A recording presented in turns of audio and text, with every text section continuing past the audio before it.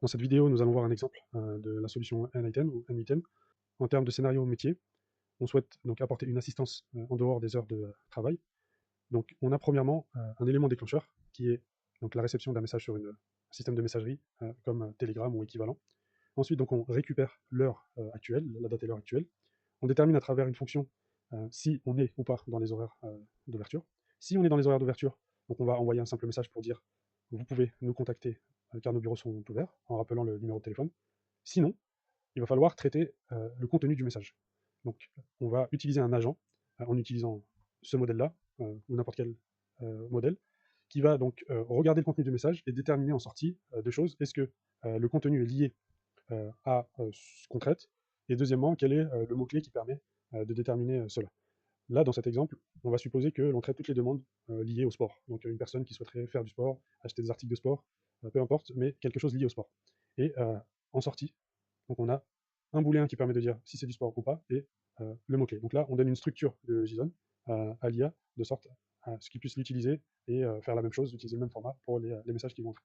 Ensuite, donc, on suit deux paths. Un premier, dans le cas où ça concerne le sport, dans ce cas-là, on va envoyer un message spécifique, envoyer un mail à l'équipe, exemple, l'équipe commerciale, et ensuite insérer la donnée dans Excel pour que l'équipe commerciale puisse prendre le relais. Et si ça n'est pas une demande liée au sport, donc on va pareil, envoyer un message spécifique et quand même stocker la demande dans un Excel, dans un autre onglet. Donc maintenant, on va passer à l'exécution. Donc on appuie sur ce bouton. On imagine que la demande est celle-ci, je voudrais faire des cours de football. Donc on valide. Et là, on voit que le flux qui s'est exécuté, c'est bien celui-ci. Donc il a bien trouvé que c'est lié au sport. Et le mot-clé qui lui a permis de faire cela, c'est le mot-clé football. À la suite de cela, donc, il répond à un message qui est celui-ci. Votre demande a bien été prise en compte, nous revenons vers vous au plus vite. Ensuite, donc, il a envoyé un email. Voici l'email. Donc il a bien précisé le texte du message. Et enfin, il a mis la donnée dans un Excel, on va voir. Et donc on voit bien l'heure de la demande, le message et le mot-clé. On va faire la même chose maintenant pour une demande qui n'est pas liée au sport. Donc cette fois-ci, on va dire je vais faire des cours d'astronomie. On valide. Et là, cette fois-ci, donc il est passé par ce chemin-là. Donc il a envoyé un autre message. Nous ne prenons en charge que les demandes en lien avec le sport, veuillez vous assurer du contenu de votre demande.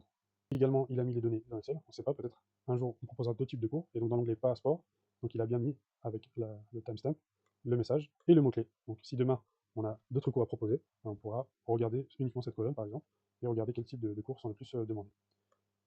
C'est un premier exemple sur N8N, mais il y a plein de scénarios possibles, et plein de connecteurs également, qu'on peut voir ici par exemple, avec beaucoup d'applications différentes. Donc si vous avez des use cases à proposer, n'hésitez pas à les partager.